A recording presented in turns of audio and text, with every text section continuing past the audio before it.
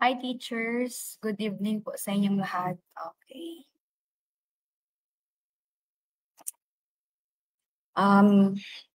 Hintayin ko po muna if ever. Okay. May manonood. So, I'm sure may manonood talaga. Hintayin ko muna kayo ha. Hello everyone. Wala pang may nanonood.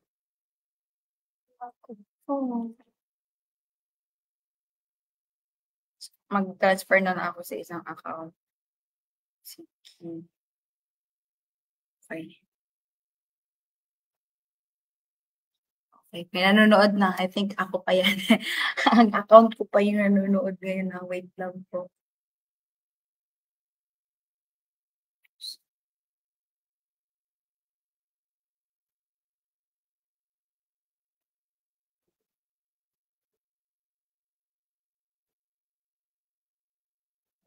Sige. Hello sa tatlong nanonood. Sige, i-delete ko na yung post ko kanina. So, I'm good na po.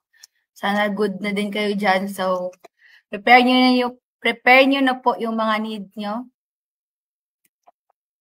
Kasi magsisimula na po tayo. Sige, hex ko muna.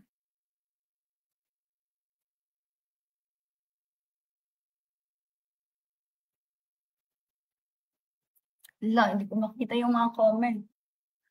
If ever, signal ako. Pasok na ako dito ha. Hindi ko na makita yung pagmumukha ko dyan. Please mention your friends. Lahat po ng gusto nyo pong tulungan or i-share nyo yung blessings nyo. Free po ito sa lahat. This is Gen Ed Science and Technology po ito. So, lahat ng gustong manood, regardless kung ano po yung major mo, elementary ka man or secondary, you can watch po. Free. Free po ito sa lahat. Share ko lang po muna sa mga group. Then, start na po tayo. Hindi ko alam if ilan yung nanonood, pero prepare nyo na. By the way, habang naghihintay ako na matapos ito, yung pag-share ko sa mga group, please prepare nyo na po yung inyong notebook or yung 1 hanggang sa 50. Mag-check ka later on. Check natin yung scope if marami ka ng alam sa science. Kasi napakaraming pag-aralan, di ba? Pero sige lang, fighting lang po. Ano ba yan? Malapit na tayo sa finish line.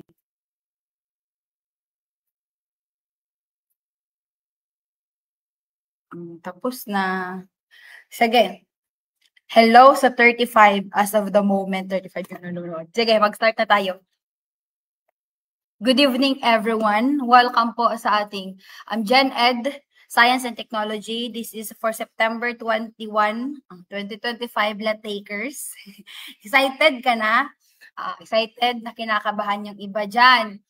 Regardless of your feelings right now, tell yourself na you will become the next licensed professional teacher at the next top notcher. Claim natin yan. By the way po, so hindi pa nakapag-subscribe sa aking YouTube channel, same lang po yung pangalan ko. Sa Facebook page ko din po. Then every day, okay, I'll do my best na mag-post na mga trivias. Please, huwag nyo pong ismulin yung mga trivias kasi napakarami yan sa board exam. Dito po sa aking Facebook page, ipopost ko po lahat ng trivias sa science, lahat po ng pwede kong i-share sa inyo. Okay?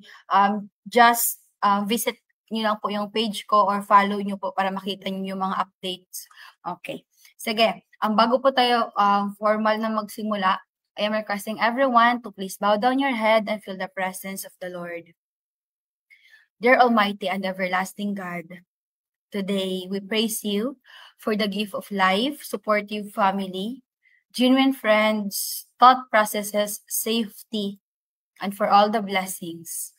Also, we praise you for human minds to understand the magnitude of your power is beyond our comprehension, and everything in this world is under your care.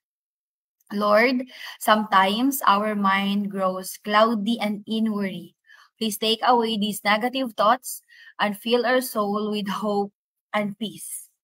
Lord, we ask you to nurture our minds so we can study better and do well, especially during the upcoming board exam. Please forgive us, Lord, for our shortcomings against you and against our brothers and sisters. Please help us to remain in focus and remind us that we are nothing without you. Thank you, Lord, for every opportunity and all circumstances. Amen. Okay, hello. Sige, 50 na yung nanonood. Halatang malapit na talaga yung board exam. Sige. Again and again, hanggang September 10 na lang po yung aming enrollment. Magka-cut off na siya sa September 10. Sa hindi pa po nakapag-avail, na willing po or merong extra na 500 pesos na gusto mo pong humabol, o yung iba kasi mahilig silang humabol, September 9 na sila, yung iba September 10. So malapit na. Imagine, few weeks na lang, board exam yun talaga. So, 66 total po yung amin ni Ma'am Reg. Ma-access mo na yung March. Yung September po na bago, I tell you, chinek ko yung aking PPT, chinek ko kay Ma'am Reg. Sulit na sulit, para ka na talagang nag-final coaching. Yung mga bago na September, yung mga lessons na in-upload namin sa pang September po, mga bago po yun, para ka talaga ng final coaching, o 100 items each. Oh, sorry. Imagine that, ang dami-dami mo talagang malalaman. At free po ito sa mga non-science major kapag meron pa kaming Prof Ed. So, nandun na po yun. Free po sa mga science majors. Sorry. Free po sa mga science major yung 24 sessions ni Ma'am Reg. Pero kapag ikaw ay hindi science major na willing ka po or gusto mo mag-avail kay Ma'am Reg, just message po sa kanyang page. Yung 299 pesos only po. Okay. So, basahin nyo na lang po yung inclusions kasi mag-start na tayo. Medyo paos ang person. Pero, paos ang person. May final coaching pa ako next day. Sige, quiz time po tayo. Test yourself. Dapat, as of the moment, meron ka na dyang papel o 1 hanggang sa 50 para ma-identify mo if gaano na ba ako kahanda sa science. 50-item test with rationalization. Hala, natakot ako. Paos ang person. Disclaimer lamang po tayo. All information found belong to the rightful owners. Nako.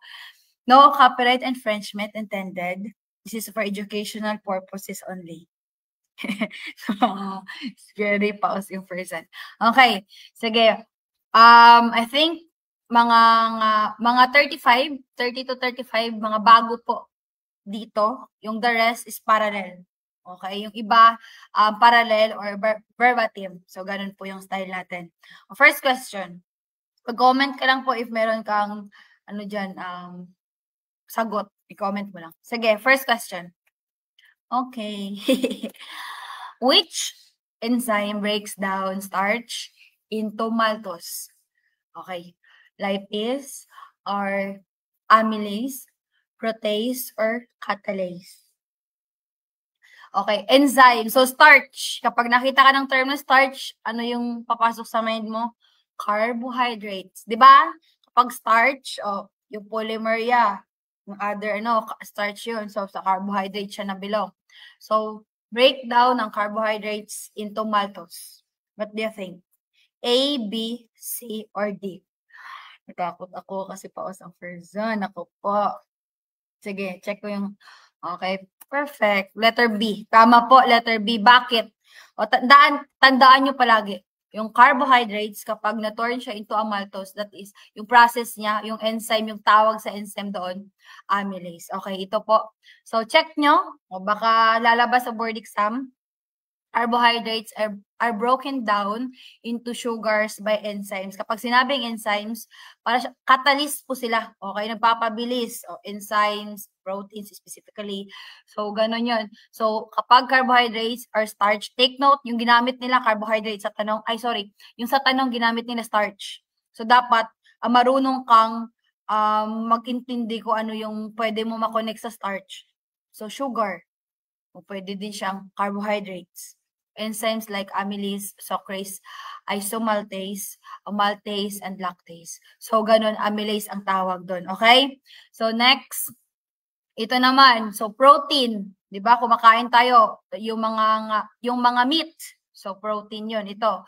So, proteins are broken down into amino acids by enzymes. If ever itanong sa board exam naman, proteins or mga meat, ganun. So, into amino acids, isagot protease. Okay?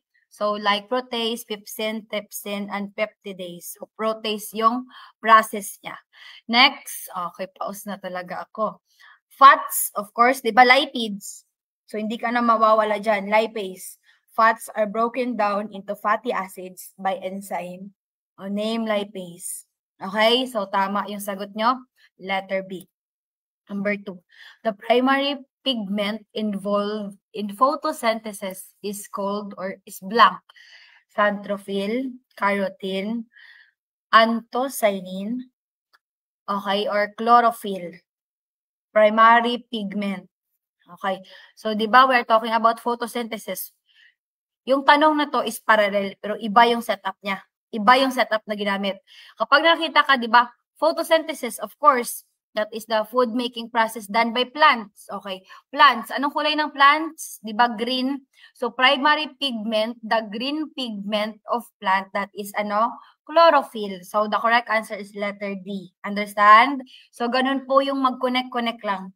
Okay, wala siyang in-involved na term na color green, di ba? Wala siyang may nilagay dyan na green pigment, okay? But, yung ginamit niya is photosynthesis. So, you have to read and understand very carefully, okay?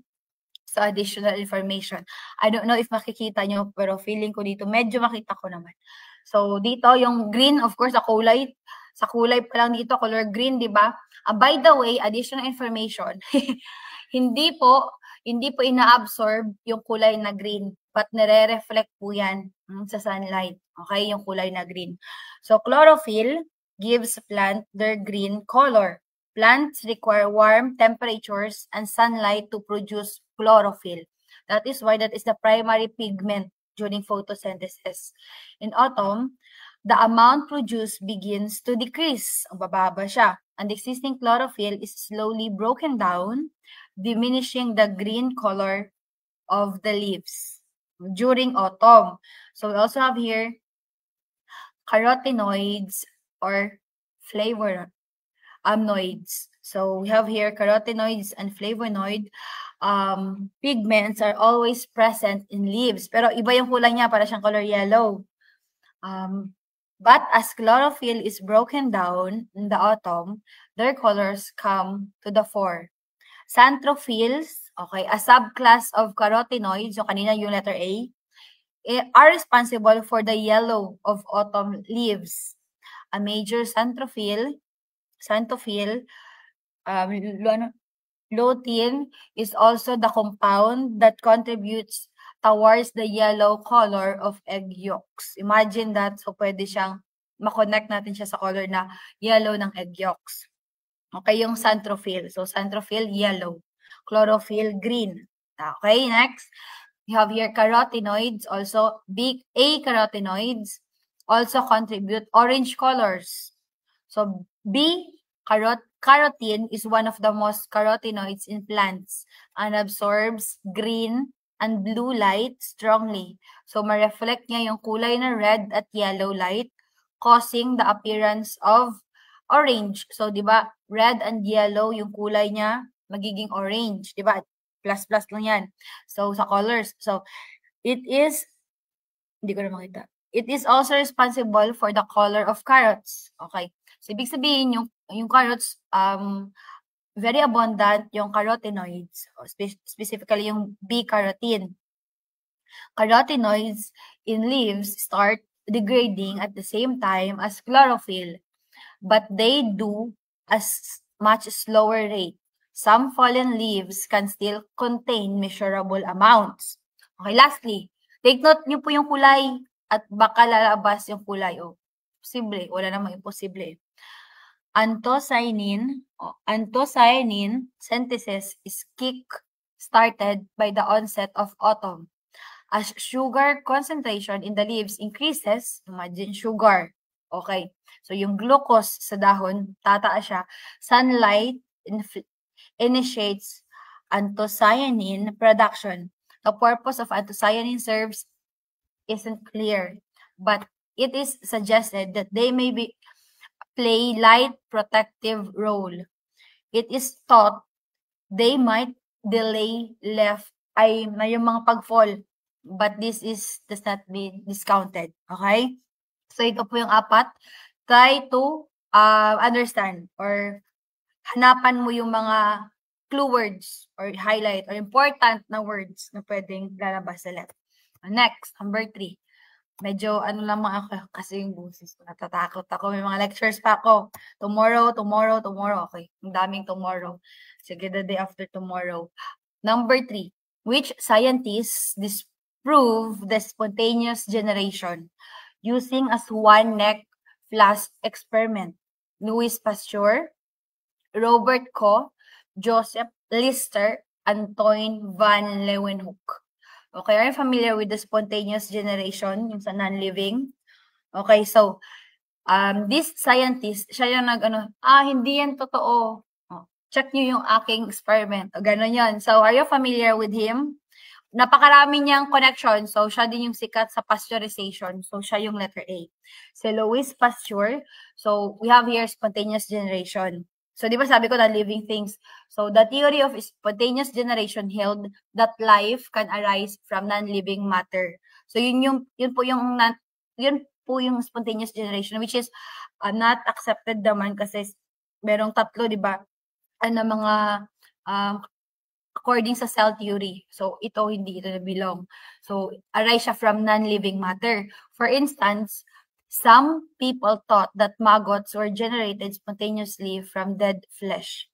So, yun po is wrong yun. So, the debate over this theory persisted until the 19th century when Louis Pasteur settled the dispute with a simple experimental procedure. Ito yun. He boiled broth in swan-neck flask. Ito yung muka.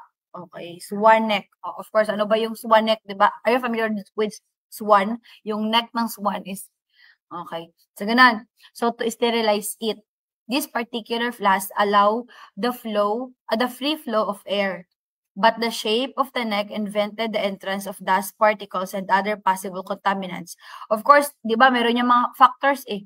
Bakit merong, for example, merong maggots? Kasi it doesn't mean na ganito lang dahil lang sa air. Baka may mga particles na additional or may mga dust particles and other contaminants na reason bakit nagkaganyan, okay? So, when flasks were not altered, broth remained sterile and no contamination occurred. However, if the neck of the flask was broken, the broth was exposed to microorganisms and become cloudy, indicating microbial contamination. So, ganon yung swan neck niya. So, ganon yung story. So, the same was observed when the flask was torn so that the microorganism retained in the neck could contaminate the broth. So, Pasteur experiments refute.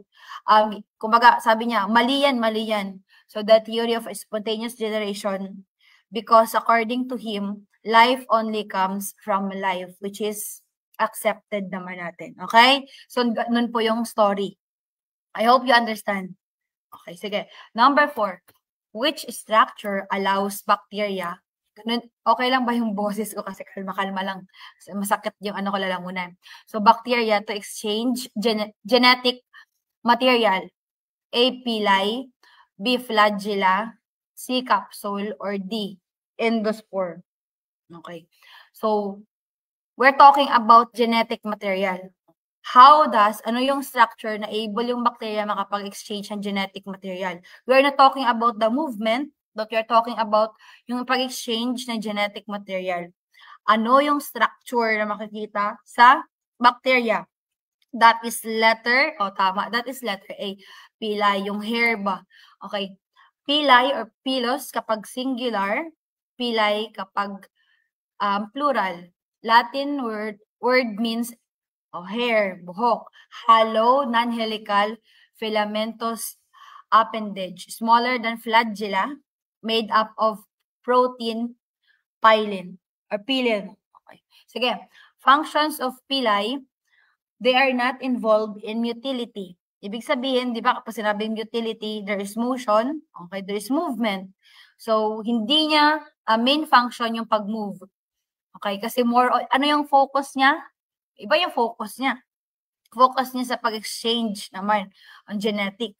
So, conjugative pili allow for the transfer of plasmid DNA between bacteria in the process of conjugation. Okay, function as attachment of bacteria to various surfaces. Pili are responsible for virulence in the pathogenic strains of many bacteria.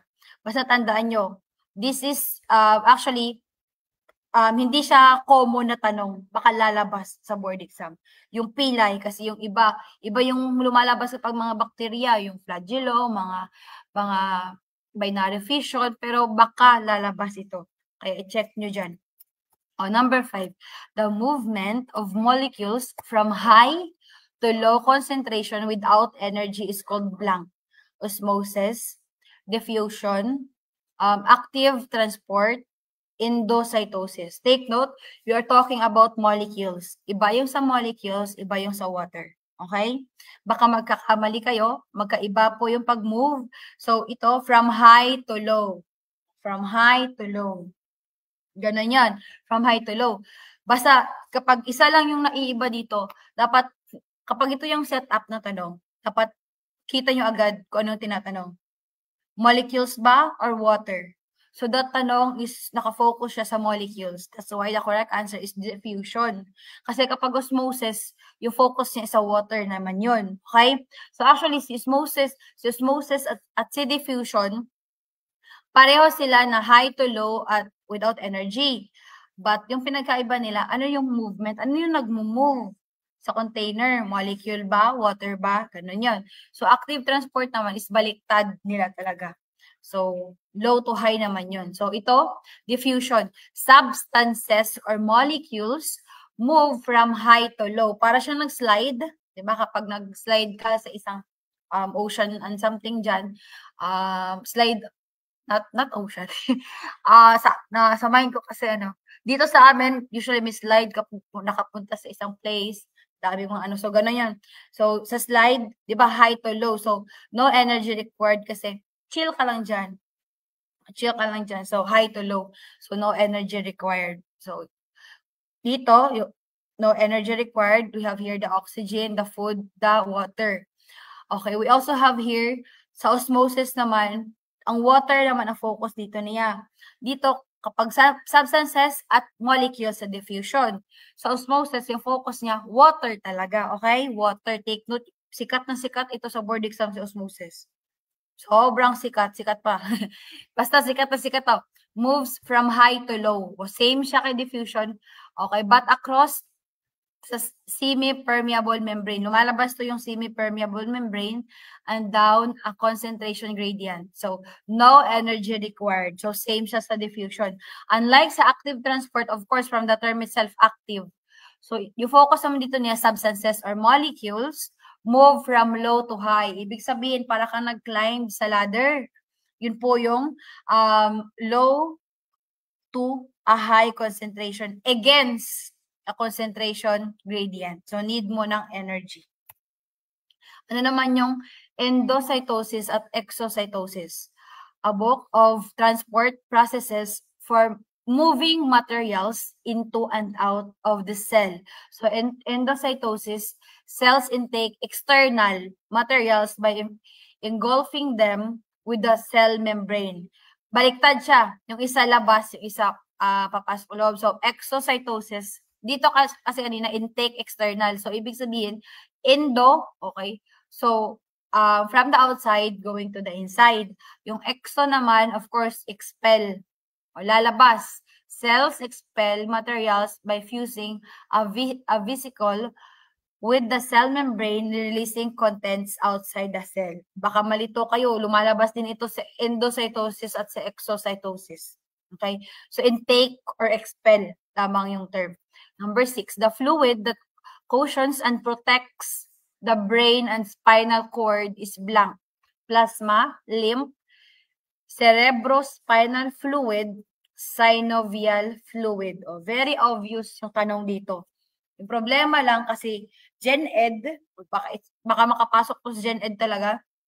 Okay, magkakamali pa yung iba kasi nag-overthink. Okay, we have here, the correct answer is letter C. Kapag nakita ka ng term na brain, di ba, cerebral, di ba, cerebrum or cerebral, mga ganun. So, it has something to do with the brain. Okay, it has something to do with the brain. So, spinal cord, vertebrae, mga ganun. So, we're talking about the fluid.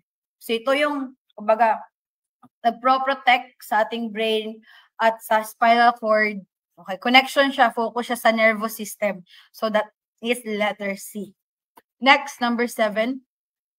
Which scientist proposed the atomic theory that all matter is composed of tiny, indivisible particles? J.J. Thomson, John Dalton, Ernest Rutherford, or si Niels Bohr? All, so nangyari ito usually early 1800s. Early 1800s. Are you familiar? All matter is composed of tiny, indivisible particles. Okay, that is, sino yung scientist? Okay, sino yung scientist? Anong sagot niyo dyan? Late yung lumalabas dito, late. Late yung lumalabas na sagot niyo. Hindi ko makita. Okay, perfect. That is, okay. He is John Dalton. Okay, ito yung atomic theory. Very, very clear na ito. Clear. Unlike sa mga previous, hindi ko makita before. So, ito, first and foremost, before tayo magpunta sa mga recent, we have atomos. Okay, yung ginawa siya ni Democrito. So, atoms are the building blocks of matter, which is accepted naman as of the moment, di ba? As of right now, di ba? Yung atoms talaga, building blocks of matter because that is the basic unit of matter, atom, okay? The shape of an atom explain elements behavior. So, we have here atomos, so iba-iba yung shape dito according kay Democrito. So, nakadepende siya sa behavior, depende siya sa shape. The behavior depends on the shape. So, tandaan, atomos, okay, from Democritus. Next, we have here the solid sphere model, which is, nangyari siya sa early 1800s. Lumalabas sa board exam yung 1800s, or early 1800s, yung clue. So, siya si John Dalton. Atom is a solid, indivisible sphere, okay, or particle. Ganon yun according to him. Yung next, noong late 18 or mga 1897, plum pudding model ni J.J. Thomson. So, negative electrons are embedded in the sea of positive charges. So, yung focus niya dito, meron siyang connection sa term na electrons. Take note, ha? Okay? So, negative electrons, according to him, di ba, para siyang, yung, mga raisin ba? Okay? Para siyang tinapay or bread na merong mga raisin dyan. So, plum pudding model ni J.J. Thomson.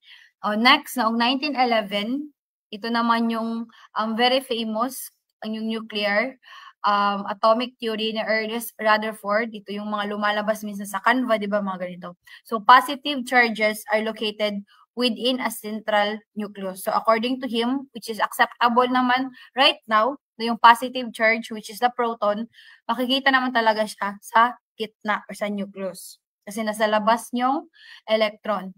Next, we have here, noong 1913, after 2 years, yung planetary atomic theory naman or model ni Niels Bohr. Electrons are restricted in circular orbits with different energy levels. So, para siyang solar system na yung nasa gitna, which is the nucleus, yung nasa, para siyang sun, the rest, merong orbits, mga planets. So, kaya sinabi itong planetary model ni Niels Bohr. Next, quantum naman, yung quantum atomic theory na Erwin Schrödinger, which is according to him, electrons are in clouds surrounding the nucleus, and this cloud is less dense. So, meron siyang term na ginamit, which is the clouds. So, yung electrons na nasa clouds daw, okay, surrounded siya sa nucleus. Tandaan nyo yung nucleus, mabigat dyan sa nucleus kasi nandyan sa nucleus yung proton at neutron. Okay, nandyan talaga sa gitna. Tandaan nyo po ito, lumalabas to sa board exam. Number 8. Oh, nafaos na talaga. Person, scary. So, which law states that the mass is neither created nor destroyed in a chemical reaction? Very basic. But we're talking about the mass. Law of conservation of energy, law of conservation of mass, law of multiple proportions, or Avogadro's law. Very obvious, di ba yung tanong? O, may add ako may add ako sa inyo. So, if ever, the correct answer is letter B, very obvious. Pero if ever i-change nila yung tanong, ilalagay dito nila matter. If ever walang term na mass, ilalagay nila matter. Okay? Matter. Okay. So, matter, which law states that matter, it's neither be created. So, di ba, matter is anything that occupies space and has mass or weight. So, siguro, gagawin nila, very obvious yung mass, lagay namin ng matter. Pero, literally, dalawa yung pwede ilagay, matter or mass. Okay, now, let's find out. Ito talaga yung focus nyo. Ito yung sinabi ko. Law of conservation of mass. Di ba, mass, constant yung mass. So, kapag sinabi dito, nakafocus siya sa mga compounds or molecules, elements. So, matter is anything, di ba? Matter is anything that occupies space and has mass or weight or bigat. So, matter is neither created nor destroyed, but by chemical reactions or physical changes. So, the mass of the system is the same before and after the reaction. Ibig sabihin, these are the reactants. Okay?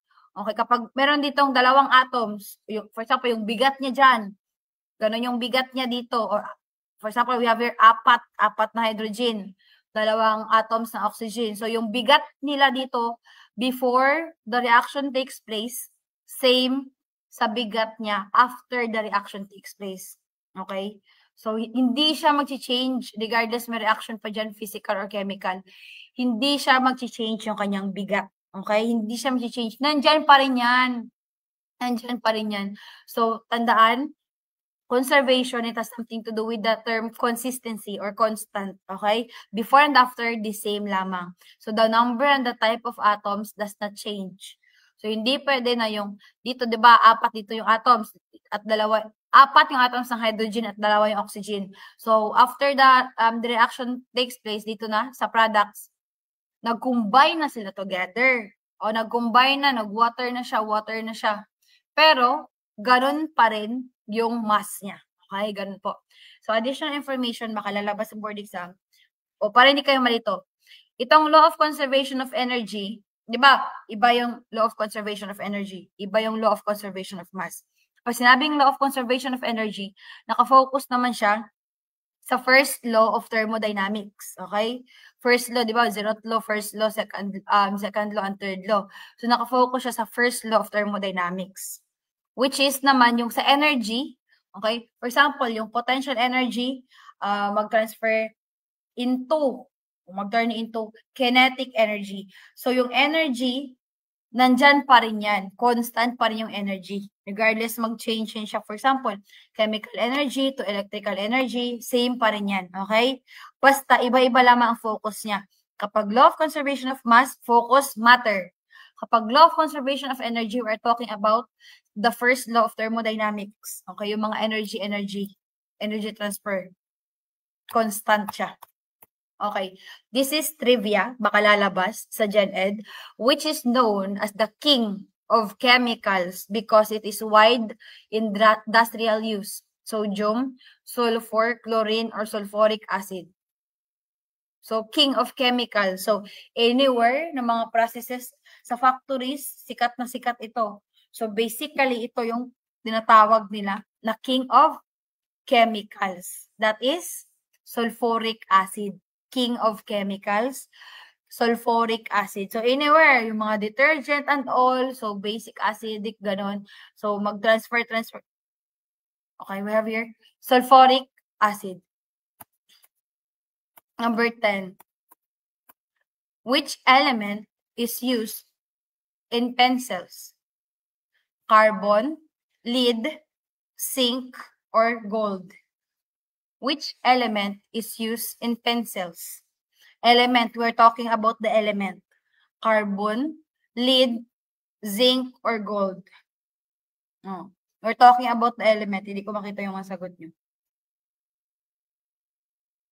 Kumbaga, allotrope niya, magiging pencil. Are you familiar with graphite? Okay. If familiar ka sa graphite, dapat alam mo yung element na ginagamit. So, yung allotrope niya, we also have here the diamond. So, ano yung element sa pencil? Ano yung element sa diamond? Mga ganun. So, that is carbon, letter A. Lumalabas sa let, baka nagkakamali kayo, naku, wag kayong magkakamali dito. Please lang. Okay? So, graphite po, yung allotrope niya. Graphite is a mineral composed of stacked sheets of carbon atoms with a hexagonal crystal structure. It is the most stable form of pure carbon under standard conditions. Graphite is very soft and has low specific gravity, is relatively non-reactive, and high electrical and thermal conductivity. Ganon yung sa graphite. Okay? So, tandaan nyo everyone, graphite sa pencil. Okay? Allotrope naman yun. Yung diamond naman, grabe naman yung heat and pressure doon. So, number 11, carbon pa rin yun sa diamond.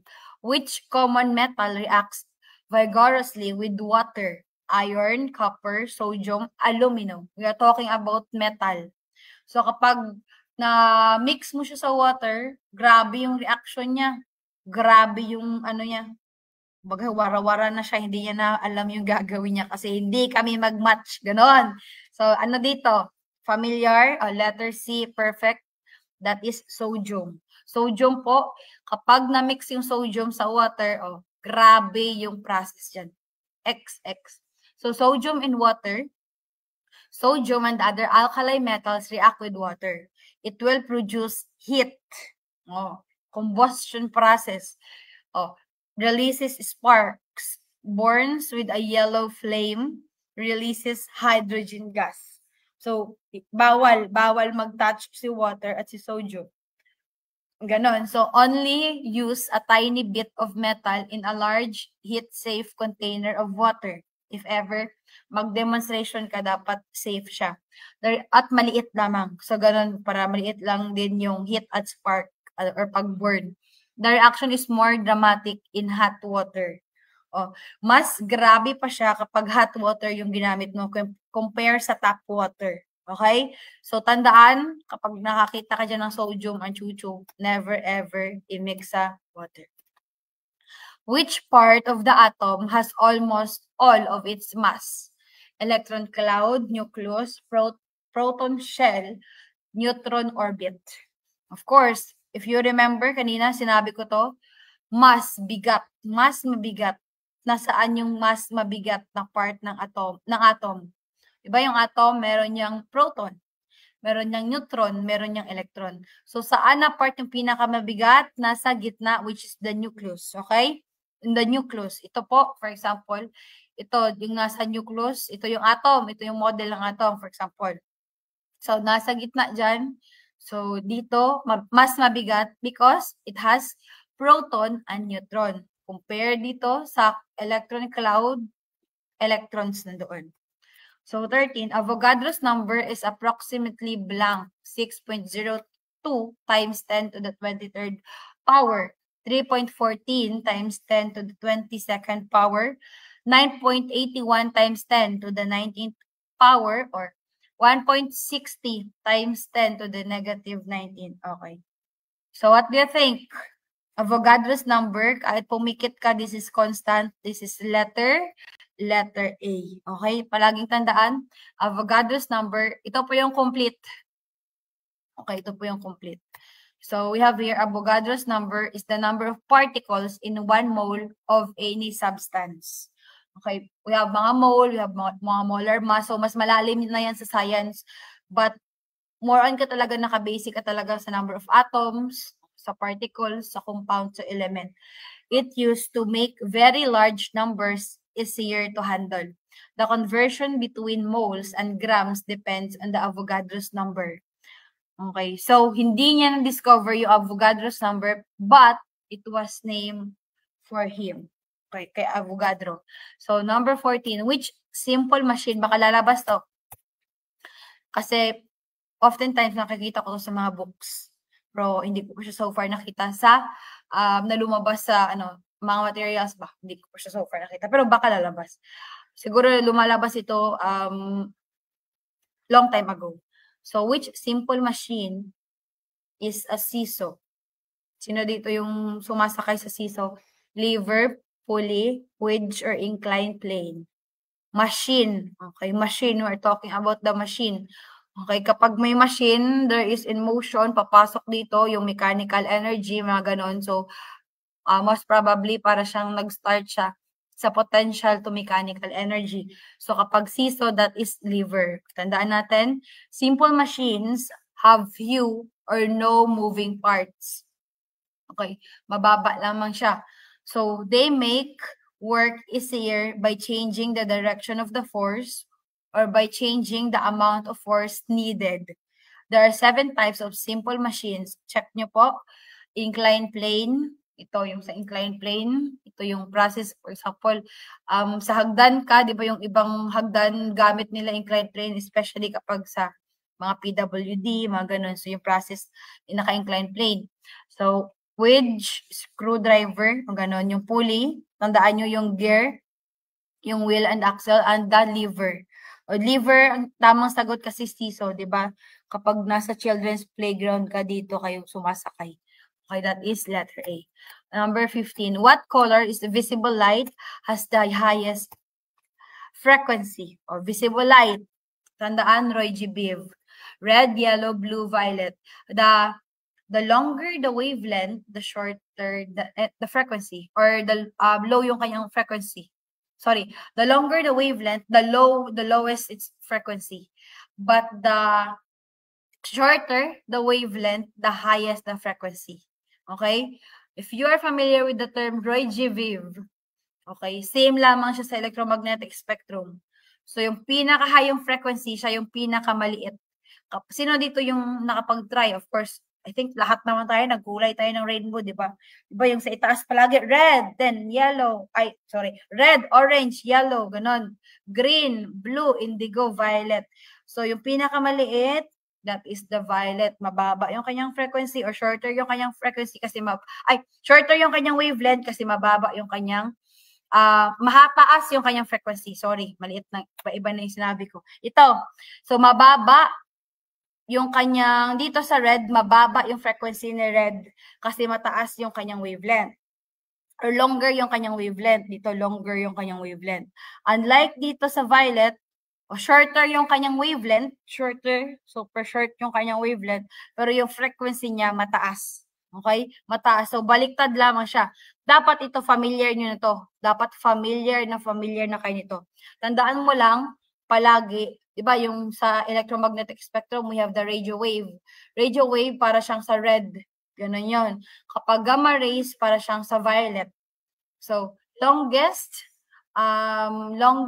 yung wavelength na red, pero mababa, or shortest or lowest yung kanyang frequency.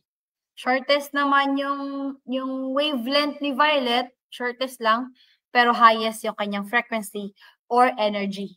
Okay? So, 16. Which natural disaster is measured using the Saffir-Simpson scale? Earthquake, tornado, hurricane, typhoon, or tsunami?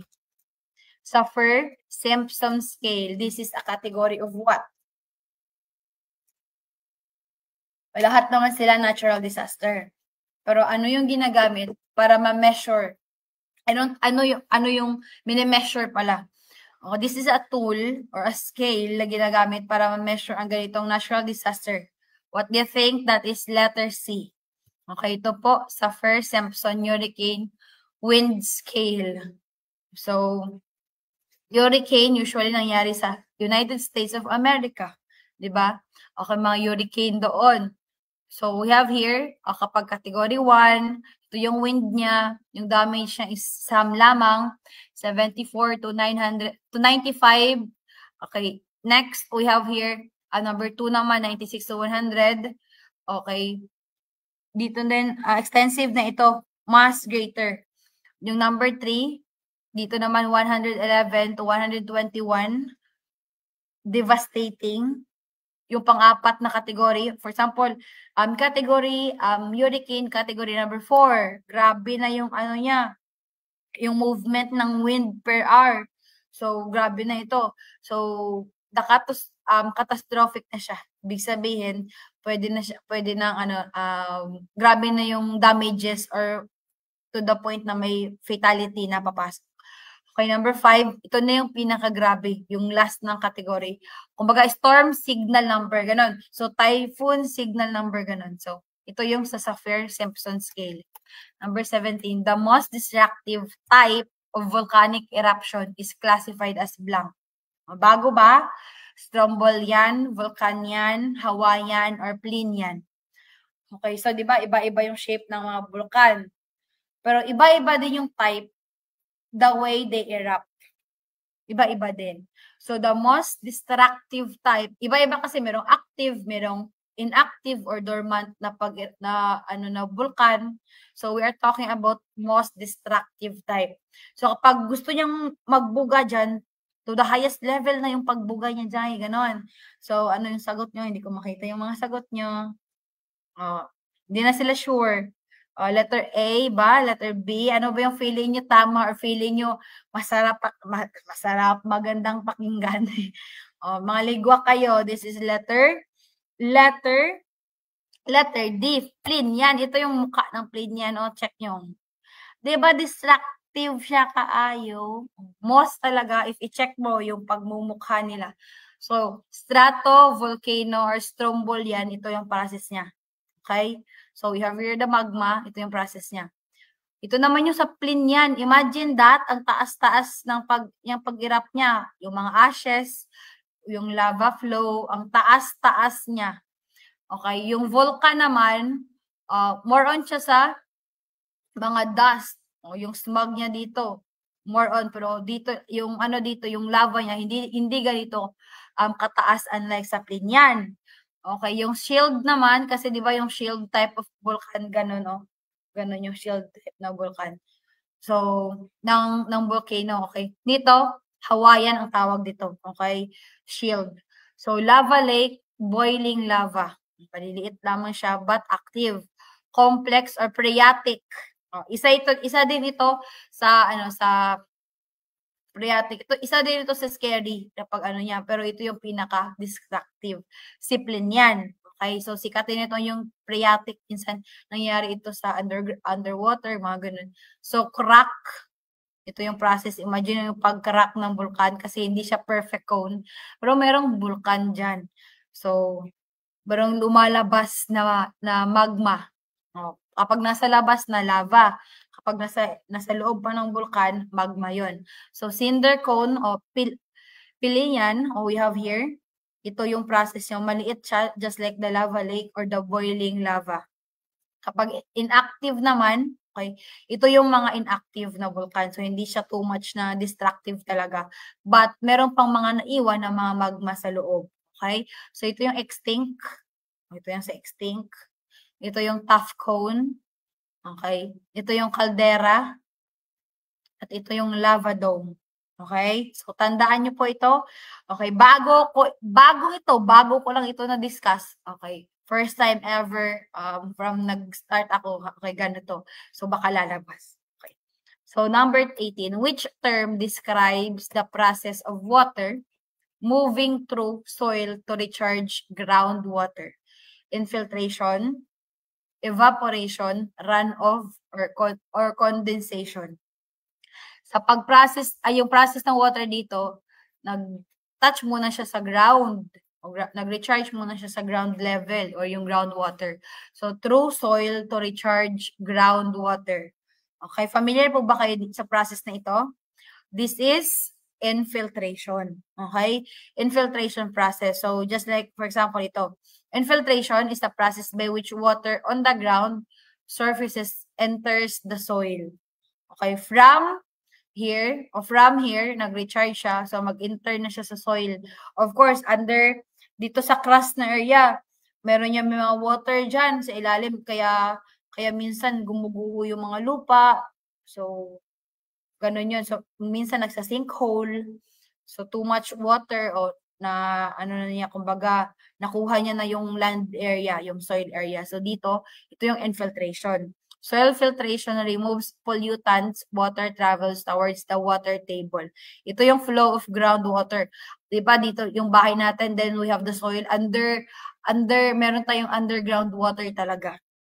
Kasi di ba yung iba, yung mga bumba sa mga rural areas dito sa amin, so napakaraming mga ganun. So, groundwater kumukuha ng tubig. So, trees and plants soak up and filter water, keeping pollutants out of the waterways. Ito naman, surface water runoff. So, baga directly siya. Kapag sinabing runoff, nag-direct na siya, nag-transfer na siya sa ocean directly from the soil, from the surface or sa soil, nag-direct na siya sa ocean or saan siya. Pero yung last talaga is sa ocean. Lahat ng mga water na nandito sa soil, pumupunta talaga. 'Di ba kapag may baha, kapag saan yung end niya, 'di ba sa ocean, ganun yun. So, tandaan yung infiltration, nag-undergo muna siya sa ground or nag-recharge muna siya. Ganun. So, 19, which process turns sediment into rock? Pwede ring erosion, compaction, melting. Imagine that. Torn sediments or mga fossils, iba't ibang mga sediments na nandito sa Earth's surface, magiging rock siya. Specifically, ano na rock? Minsan, or usually talaga, sedimentary rock. Di ba? We have 3 types of rock. Igneous rock, metamorphic rock, at sedimentary rock. Huwag kang kukuha ng board exam if hindi mo alam yung sa rock cycle. Igneous rock, so, malapit yan sa paanan ng bulkan. Kasi nanggaling yan, kumbaga, na-solidify na siya or nag-cool down na siya ng mga rocks from the vulkan, ganun yun. So, igneous rock.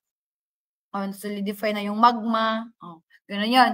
So, next, we have the metamorphic rock. Lumalabas sa board exam, heat and pressure. So, once yung igneous rock or sedimentary rock mag-undergo ng too much heat and pressure, magiging metamorphic rock na siya. So then, when a sediment or fossils or whatever that is around us, mag-undergo siya ng compaction, okay, ano ba siya together? Para siyang fusion, ganun. So, sa sediments naman, compaction yung tawag. So, we have here, compaction. So, magiging sedimentary rock siya or cementation. So, kumbaga ginagather niya lahat. Dito kayo lahat, punta kayo lahat dito. Ito yung sabi ko kanina. Kapag igneous, from melting, yung magma, ma-cool down, magiging igneous rock. After naman, yung mga rocks, magiging ano na siya, undergo na siya ng nitrification, ng weathering. Ito yung kanina sinabi ko.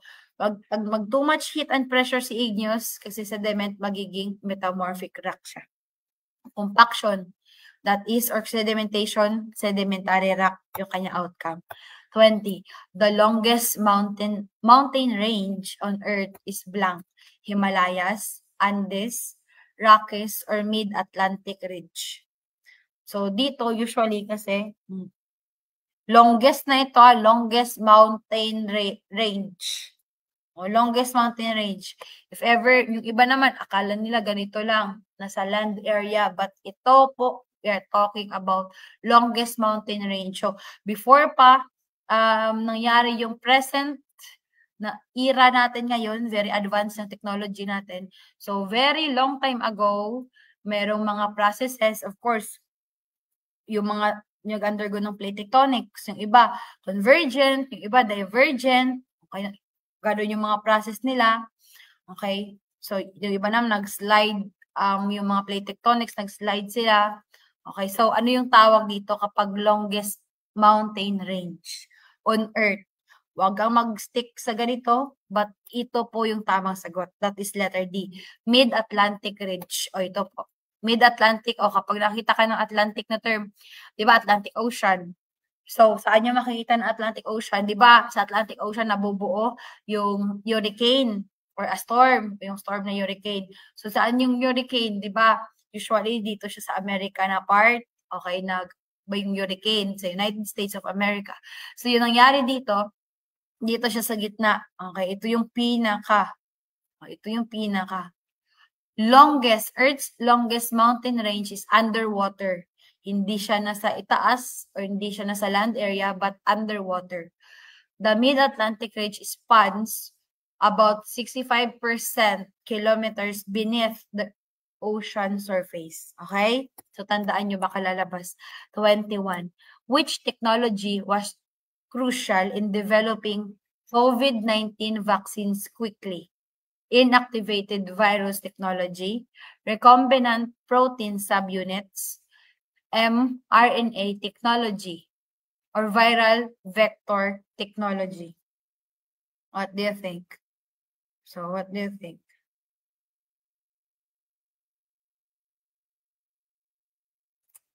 Okay. So, ano yung ano mo? What do you think? What is the correct answer? Yung sagot kaya hindi ko makita. So, yung COVID-19 vaccines, ito yung ginamit. Ito yung technology na ginamit para ano?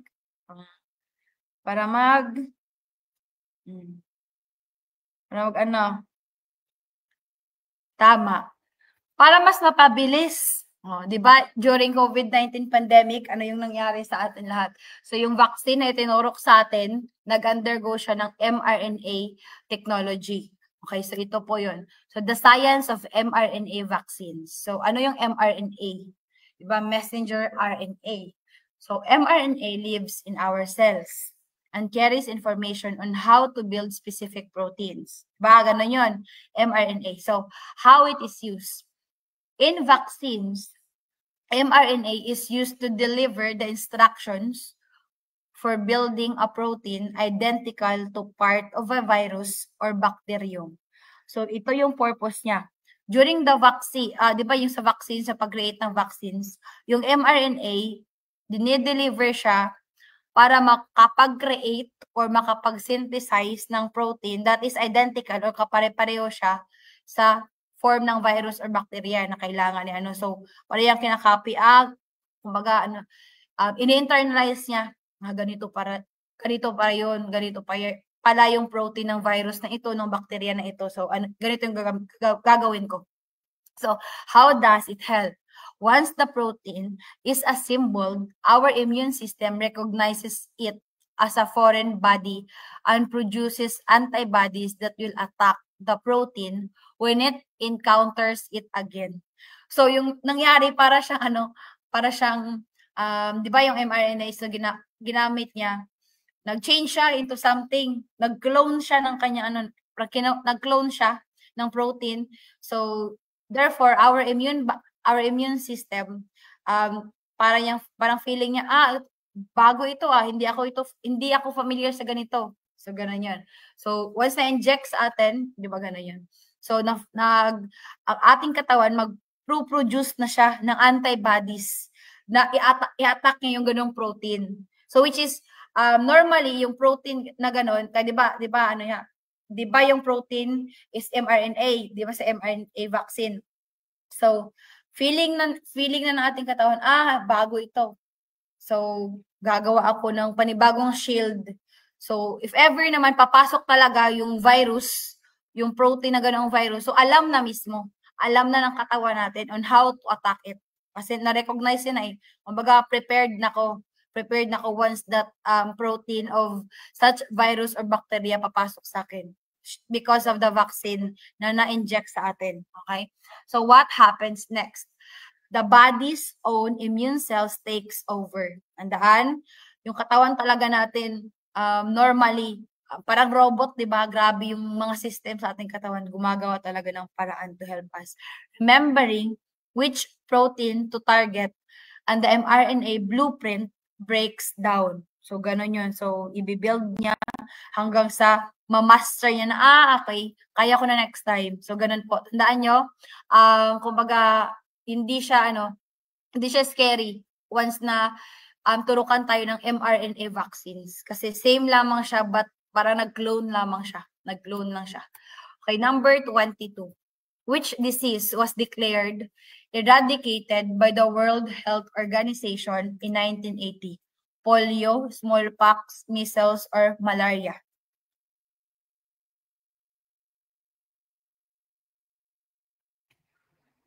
Okay.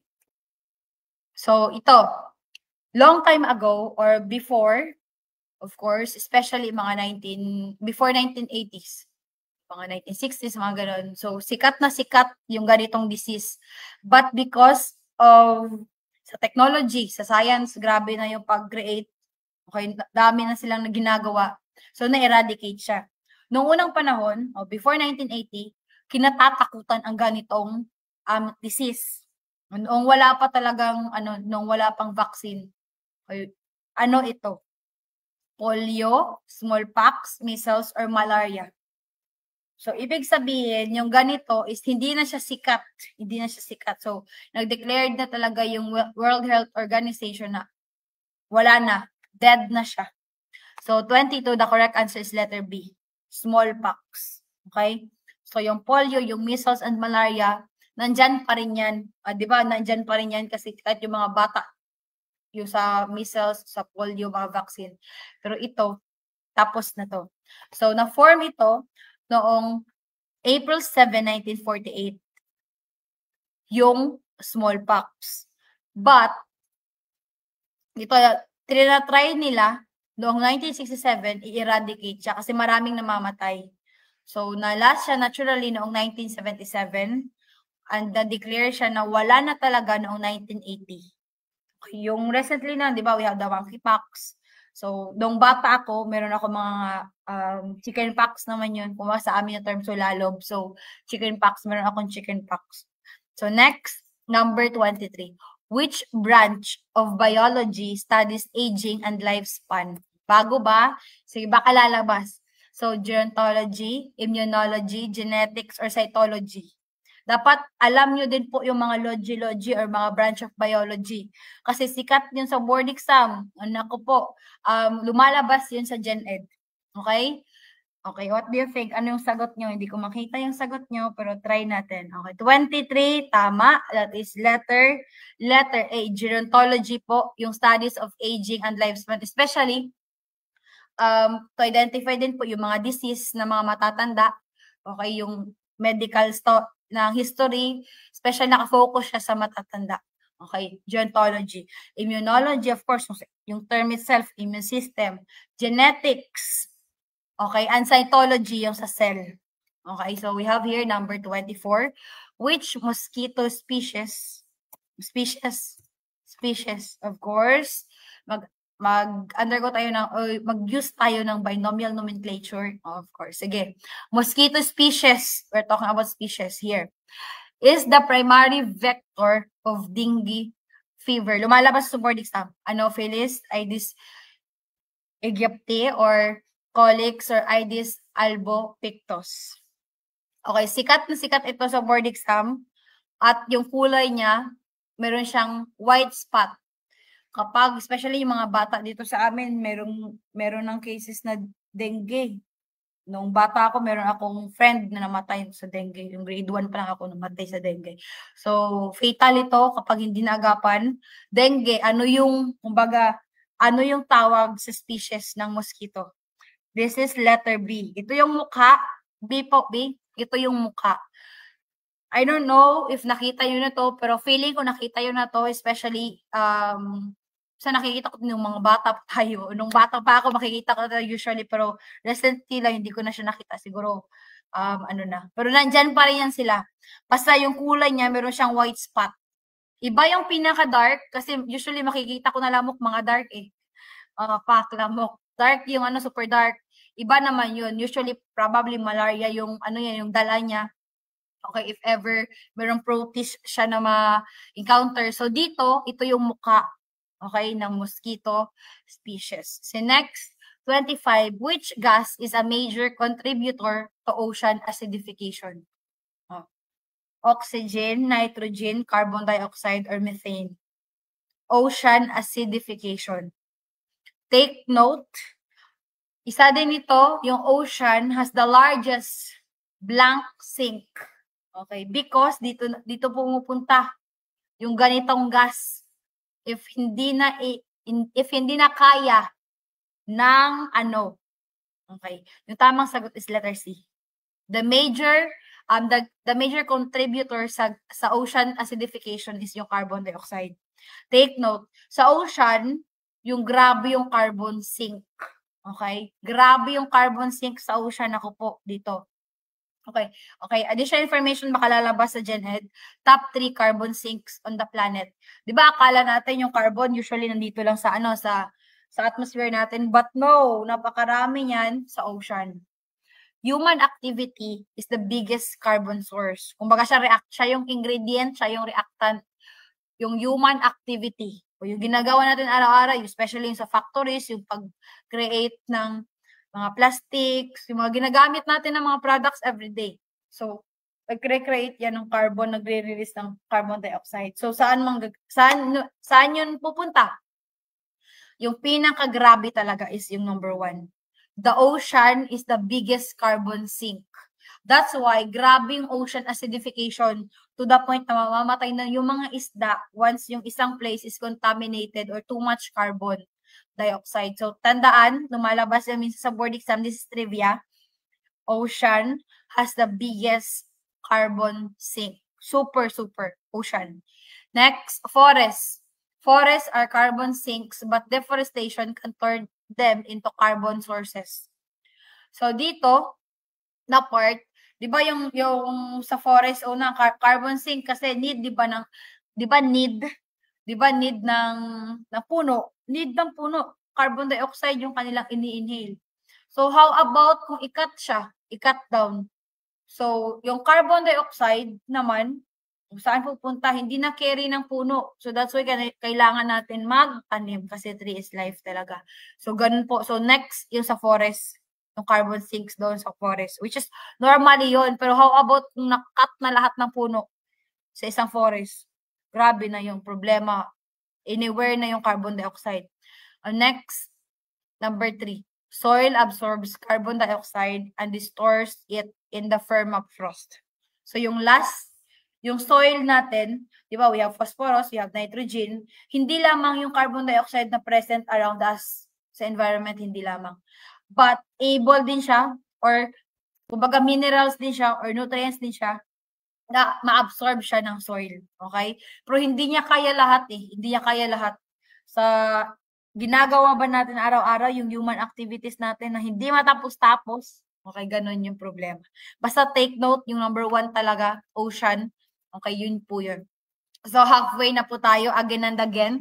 Sa 72 viewers natin dyan, 71 kasi magiging 72 kasi nandyan ako, nanonood ako eh. So, 71 viewers as of the moment. Baka gusto mo pong mag-avail ng ating science majorship po. Meron po kaming 66 total sessions ni Ma'am Reg. Yung sa March po, last time, yung March 2025, ma-access mo. Yung pinaka-recent, yung 14 new live sessions namin ni Ma'am, yung iba recorded yan, but yung content is very updated. Promise po. Kasi chinek ko talaga, sabi ko, updated talaga. So, para ka na lang nag-final coaching. Okay, para ka nag-final coaching. Pero by the way, this coming weekend, mas marami yung final coaching namin ni Ma'am Reg. Kapag yung 14, di ba, 100 na, may 1,400 ka na. 1,200 kasi iba din yung, yung final coaching. So, 200 yung final coaching namin. So, ang dami-dami talaga, alam ng mga nag-avail yan. So, 24, free na yon. Free na yung Prof. Ed at Gen Ed from Ma'am Reg kapag ikaw ay nag-avail at ikaw ay science major. Kapag ikaw ay hindi science major, meron kang 200, you can pay 299, just message Ma'am Reg. Okay, meron kaming 5,000 questions. Aside po na pinopost ko dito sa aking Facebook page, kasi yung target ko na pinopost ko dito sa Facebook page ko, yung free to all, 1,000. So, I think 43 na ako ngayon. So, almost ako, kapag mag-50 na yon 1,000 na. So, kaya ko yan matapos before I think next week kaya na siguro matapos yung next week. So, ganun po. At iba din. After ko matapos na pinopost ko dito sa Facebook page ko, gagawa na ako na exclusive na lamang. By the way, please follow my Facebook page, yung aking YouTube channel kasi everyday nagpo-post po ako ng mga trivia. Yung trivia, very, very, very need mo po yun sa board exam. Okay? Sige. Okay, next. 26. Which gas is commonly known as the laughing gas? Okay. Trivia, carbon monoxide, nitrous oxide, methane, or chlorine? Chlorine. So, laughing gas. Meron ba yun? Tumatawa. Jaring. Gas na tumatawa. Kasi, itong gas na to, scary. Kaya tumatawa siya. Scary siya. That is letter B. O, nitrous oxide. Tandaan, letter B yung laughing gas. 27. What is the main greenhouse gas release from livestock farming? Carbon dioxide, nitrous oxide, ozone, or methane. Kapag nakita ka ng livestock farming, probably mga cow, yung livestock, mga chickens, mga ducks, ganun. So, yung kanilang katawan kasi, ng mga livestock, ng mga animals, merong, di ba, lahat naman tayo, meron tayong bakterya sa ating katawan. Merong bakterya. So, yung kanilang katawan, nagre-create yan, nagre-release yan. For example, magdighab sila, or mag-fart sila, may lalabas dyan na ganitong gas. But this is one of the main greenhouse gas. So, ano po ito? Additional tip, ginagawa din ito ng mga scientists. Okay, yung iba, mga scientists ba? Magiging, ano siya, kung gusto mong magluto ba, so, gagamitin siya as natural gas. Because this is, yung gas ba, yung natural gas, the very basic, this is methane. Okay? Lumalabas sa board exam, please lang. Basic na ito, lumalabas sa TV. Basta na-remember ko nung bata ko, lumalabas sa TV yung methane. So, ginagamit sa pagluto from mga dumi ng hayop, mga ganun po. So, ito po. Livestock-based methane. Okay. Isa din siya sa pinaka-reason bakit ang taas ng methane sa greenhouse. Because about quarter of United States methane emissions come straight out of livestock. O yung mahilig kumain ng meat and so on. Yung mga beef, yung mga pork, yung mga chicken, ito po sila. Okay, dito sinabi ko kanina kapag nagdighab, 95% yung lalabas na methane. Kapag nag-fart, 5% dito. So why? How come? So microbes in the cow's stomach breaks down cattle feed into usable sources of energy and protein and produce methane. So yun nangyari, of course, yung ating stomach, kahit tayong mga tao, yung ating stomach, meron diyang microbes. So kapag walang microbes, hindi yan madadigest yung ating kinakain. So same with the cow. So dito, but yung kanyang end product, it will produce methane. Manure collections ponds generate about 10% of all US methane emissions. Okay, we have here buffalo, 404 grams. Beef, 295 grams. Yung carbon dioxide, equivalent naman dito, di ba? Methane emission per gram in protein. So, pag milk from cows, 87 grams. Kapag pork sa baboy naman, 55 at chicken, 35. Imagine, maliit lang yung chicken pero parang hindi sila magkalayo ng baboy, no? So, ganun po yun. Okay? Lumalabas sa salet, baka lalabas sa time yun. Next. Okay, which element is widely used in nuclear power plants as fuel? Uranium, thorium, plutonium, or radium? Nuclear power plants. Are you familiar with the nuclear power plants? Minsan may mga accidents pa yun, na Chernobyl accidents, lumalabas yun minsan sa board exam. So dito, ano yung element na very explosive o ganon. So ano ito? Familiar po ba kayo? Lumalabas sa salet kapag nuclear power plants as fuel, this is uranium. Okay, uranium. Lumalabas sa salet. 29. Which theory explains the origin of the universe about 13.8 billion years ago? Steady state theory, inflation, Big Bang, or string? Okay, take note. So, 13.8 billion years ago. So, bago pa nag-start na mag-count yung 13.8, meron pang theory before. Meron pang theory. That is, di ba, sinasabi na the origin of universe was from this theory, Big Bang theory. So, ito po, how old is the universe? 13.8 billion years old. Check natin. So, wala pa muna ito kasi ito yung pinaka-starting point. So, Big Bang, 0 pa muna pag-start pa lang. So, before tayo mag-start sa count of dito, dito sa 13.8 billion, which is na-create na talaga yung universe. Meron na talagang mga celestial bodies doong 13.8 billion years. Pero dito, back dito, ito pa yung mga beginning. Ito pa yung mga kumbaga reactants or mga ingredients bakit nabuo yung universe. So ito yung zero pa muna. Big Bang, nag-start. So after 10.-32 seconds, nagkaroon na inflation. After 10.6 seconds, tumabas, nag-form yung protons. Okay. After 0.01 seconds, nagkaroon ng nuclear fusion begins. Fusion. Ano? After that, after 0.01, we have here 300 after Big Bang, then 380 years after Big Bang. Ganito po yung exact na explanation. So nagkaroon na po ng cosmic microwave radiation, so neutral hydrogen form. So after Big Bang, okay, 380 years, ito na po yung process niya. But ang tagal pang hinintay bago talaga nabuo yung universe. That is 13.8 billion years. So, siguro yung process, grabe yung process bago na-create yung moon, bago na-create yung ganitong star, ganitong planets, gano'n, and so on. So, that was 13.8 billion years. So, after Big Bang, after Big Bang Zero, then after niya, 13 million years, 13 billion years, so nagkaroon na talaga ng universe. Okay? So, mga galaxies and all, so that it is. Okay, next naman, dito na. Ito na yung age of the universe. Baka lalabas sa board exam. Baka lalabas. Inahanap kasi nila minsan yung age of the universe, age of the sun, age of the earth, age, lahat-lahat na lang, pero try nyo pong pag-aralan yun. Okay, ilagay ko yan sa trivia. Mag-add ako ng trivia. Baka tomorrow. Sige. 30. What is the fastest known phenomenon in the universe? Sound waves, gravitational waves, light in vacuum, gamma rays. Sige. Okay.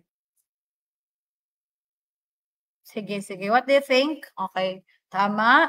Number 30. That is letter C. Light in a vacuum. Imagine kung gaano kabilis yung light. Okay, yung sa vacuum.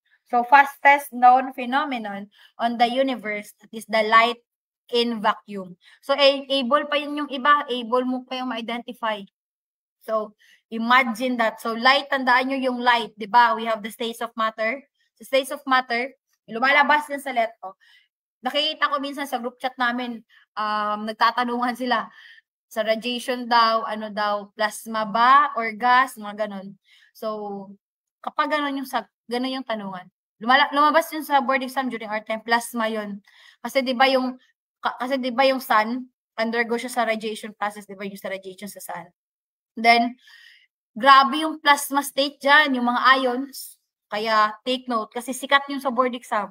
Huwag kayong sumagot ng gas, but plasma yung sasagutin nyo. Kaya grabe yung dyan, yung energy, yung pag-move and all. Sige. 31, black holes are regions in space with blank high temperature, extremely strong gravity, high radiation, or no magnetic field. Black holes are regions in space wherein even light can't escape. Black holes nga hindi na able makapag-escape ang light because grabe yung yung gravity doon. Imagine that. Ito yung pagmumukha niya. Ito yung black holes. So, once na makapag-move yung ito yung, di ba, ito yung mga stars. Ito yung stars. So, imagine that. Kaya talaga naniniwala ako na hindi lang Earth, hindi lang kayo yung may solar system. Imagine, isa lamang yung sun. How about yung ganito mga stars? Di ba, sun is a star. So, ibig sabihin, meron siguro, distant, grabe yung distance natin, pero siguro dito, meron dyang solar system din sila, may mga planets din sila. Pero yung problema, kapag yung black hole, kumbaga, lalagpas dyan or mag-move dyan yung black hole, mawawala lahat. Kumbaga, hihigupin niya. Kasi grabe yung gravity. Ganun, 32. Which planet has the strongest magnetic field in the solar system? Earth, Jupiter, Saturn, or Neptune?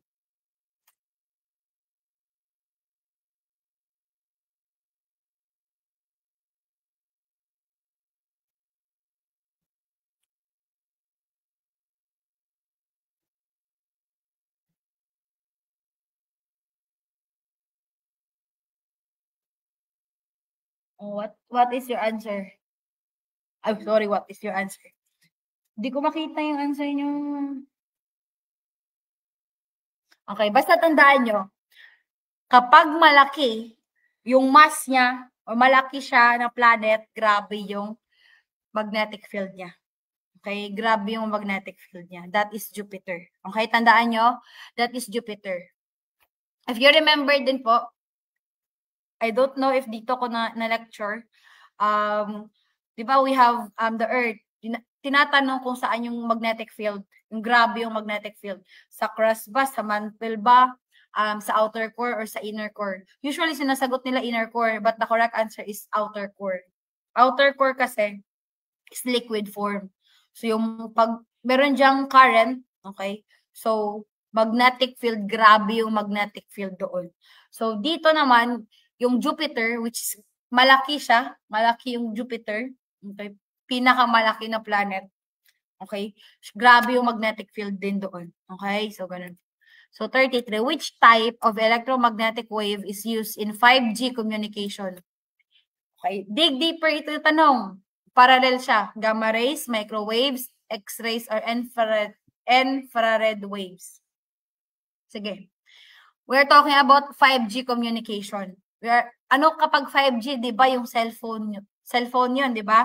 5G. Imagine kung anong ginamit nila na term, 5G. But simple lamang, cellphone yan. So, saan siya nabilong? Sa gamma rays ba? Sa microwave, sa X-rays, or sa infrared waves? Saan nabilong yung cellphone? Kaya po, i-familiar nyo po yung electromagnetic spectrum. Meron yung mga examples. So, 33 microwaves po ito. So, dito sa ikalawa. Ito yung cellphone. Okay? Yung radio, of course, broadcast, radio, TV, mga ganun. So, next, after sa radio, we have here yung pag-use of cooking, yung microwave po, yung radar or radar. So, dito we also have telephone, kag mga signals na 5G. Infrared transmits heat from sun, fires, and radiators, infrared. So, we also have here visible light, makes able to be seen. So, sa gitna ito, sa visible light, dito yung Roy G. Biv. Because of the light around us, handaan nyo kapag light, optics. Kapag optics, yung mga colors, you will use sense of sight, mga ganun. So, next naman, ultraviolet. Lumalabas lamang to sa board exam kapag usually yung ozone layer, mga ganun. So, but scary din yung ultraviolet kapag mag-reach sa Earth. Bakit? If ever na i-absorb ng ating katawan, yung ultraviolet rays coming from the sun, it will cause cancer. Use in fluorescent tubes. Kaya bakit yung mga yung mga ilaw natin, meron ganun. So, take note. Next, X-rays. Used to view inside of bodies and objects. So, ito yung X-rays. Grabe din dito yung radiation sa X-rays. Kasi kaya sinasabi nila, kailangan mo hindi ka, hindi dapat, kumbaga, frequent yung mo ng X-rays kasi grabe yung radiation sa X-ray, di ba? Okay, minsan lang dapat. Okay. Kung needed. So, ganun po. So, able na makita yung mga skeletal natin dyan. Okay, sa X-rays. So, next, we also have here gamma rays. The shortest wavelength but the highest frequency and energy. Ito na yung grabe. Used in medicine for killing cancer cells. Yung may mga cancer ba? So, grabe yung exposure nila sa radiation. Kaya kailangan mag-rest after. So, 34. Ito. Mga bago, di ba yung mga tanong baka kasi lalabas eh. Which phenomenon explains why stars appear to twinkle? Bakit? Refraction of light in Earth's atmosphere, nuclear fusion inside stars, rotation of Earth, dispersion of starlight. Bakit? Dito sa atin, dito tayo sa Earth surface, kapag nag-sky watching tayo, sana all. So, ganon, feeling natin, twinkle, twinkle, little star. Pero, ano yung reason bakit feeling natin nag-twinkle? Check ko yung sagot nyo. Okay, tama. It is because of the refraction of light in Earth's atmosphere. If yung term dito kasi refraction, ibig sabihin nag-bend yung light. So iba talaga yung actual sa pag-refract niya. 'Di ba? Kahit yung sa ano natin yung sa glass of water, 'di ba yung glass of water, refraction yung process doon, which is ilagay mo yung pencil. Pag i-check natin, ganito imbis na straight, tumaas or nag-bend siya. Ito din po ito din po actual position on the apparent position of the star. So ito yung actual position ng star. Pero iba yung makikita natin kasi nag-undergo ng refraction. Okay? So tayo ito yung observer. So ito yung nangyari. There is a refraction na nangyari. Kaya feeling natin nagtitwinkle-twinkle siya kasi hindi siya totoo yung nakikita natin. So iba yung sa star specifically. Makikita lamang natin siya kapag siguro gamit ng telescope na very high-tech talaga. But normally, nagtitwinkle-twinkle siya because of the refraction of light in Earth's atmosphere. So ganun yun. Okay? So 35. Which country was the first to send a human into space? Baka lalabas to at baka magkamali kayo. United States, China, Japan, Russia. Trivia. Vostok. Okay? Si Yuri Gagarin. O, di ba? Ganon yun. First to send human into space, si Yuri Gagarin. Okay, sige. O, kailan? Di ba? I think 1961. So, ganon. So, anong country? Kasi during mid-1900s, mga 1950, 1960, very updated yung ganitong country when it comes sa mga ganun. So, ano siya? So, anong country this is? Check ko muna yung sagot nyo para ma-verify ng Ferzan. Hindi ko makita.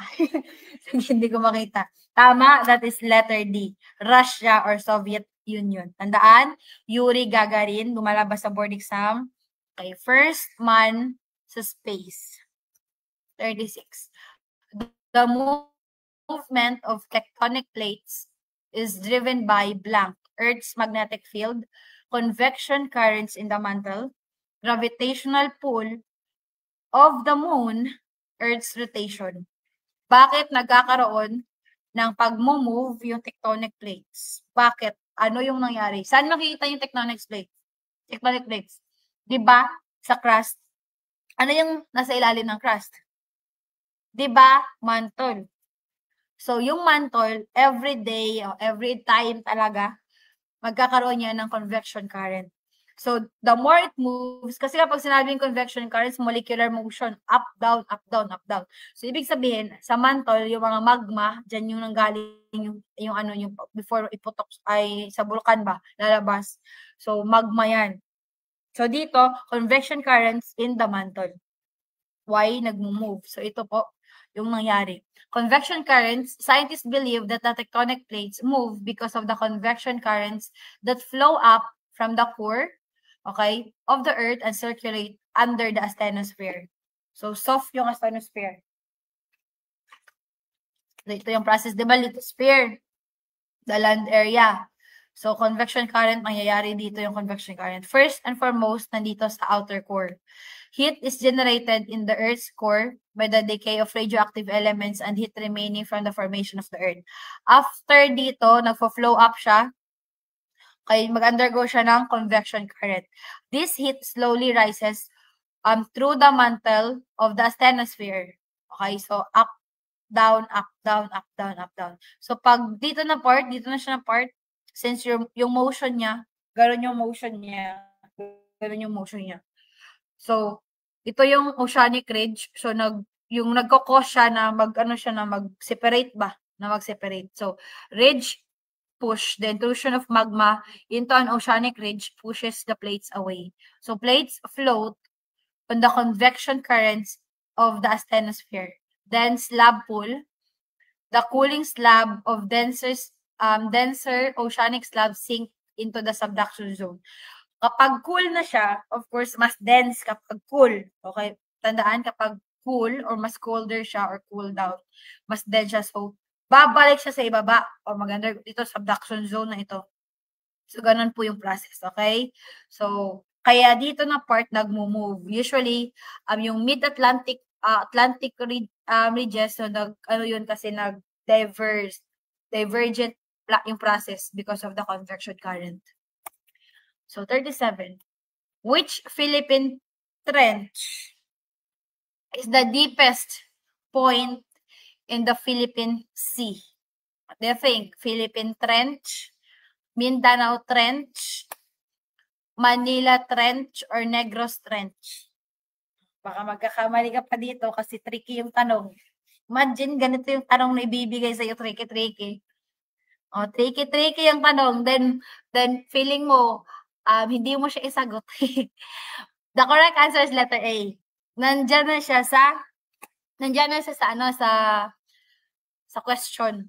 Which Philippine trench? Kasi yung tinatawag dito na Philippine trench, dito parang sa question, parang broad yung ginagamit niya. Di ba? Iba-iba yung trench. Napakaraming trench dito sa Philippines. Of course, we are located sa Pacific Ring of Fire. May mga trench dyan. Para siyang gunda ba? O ganun yun. So, trench. Di ba pag nag-broke ang isang so meron na siyang parang trench siya, ganun yun. So dito, the deepest point in the Philippine Sea is the Philippine Trench. Specifically, okay, we have here, the Philippine Trench, malalim yun. Ito. So the Philippine Trench is approximately 10,500 meters deep. Is one of the world's deepest oceanic areas, surpassing the height of Mountain Everest, which is yung Mountain Everest 8,849 meters. Pero ito, 10,500 meters deep. Pero nakafocus siya sa ocean na process. Okay, so if Mount Everest were placed upside down or inverted pyramid sa trench, it will remain fully submerged. Nasa ilalim pa siya. Kasi hindi niya carry ito. So, kapag yung Mountain Everest dito na part, o imagine, napakalalim talaga ng Philippine Trench. Okay? So, 38. Which scientist is credited with the discovery of electron?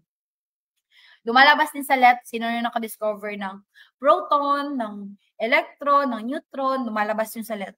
Ernest Rutherford, Niels Bohr, J.J. Thomson, John Dalton. I'll try my best na maglagay ulit ng sa scientist, sa mga trivia, I'll try my best, magpo-post ako. Kaya, i-follow nyo po or i-like yung aking Facebook page kasi tutulungan kayo na akin at ni Ma'am Reg. Kung ano yung ginagawa ko ngayon, yun po yung wish ko during my time habang nagre-review ako na sana mayroong tao na nagbibigay ng, kumbaga summary na ba, na hindi na ako mahirapan pa na super mag-read pa ako ng book kasi grabe yung during my time, grabe yung pag-read ko ng mga libro. Super dami, mega ultra dami. So unlike ngayon, so basa ka na lang basa kasi nandiyan na yung dapat mong hanapin. Okay. Sige. Tandaan, electron yung pinag-usapan. Siya sino? Siya si J.J. Thomson. Check natin. Si J.J. Thomson, he was an English physicist. He discovered electrons in the year 1897.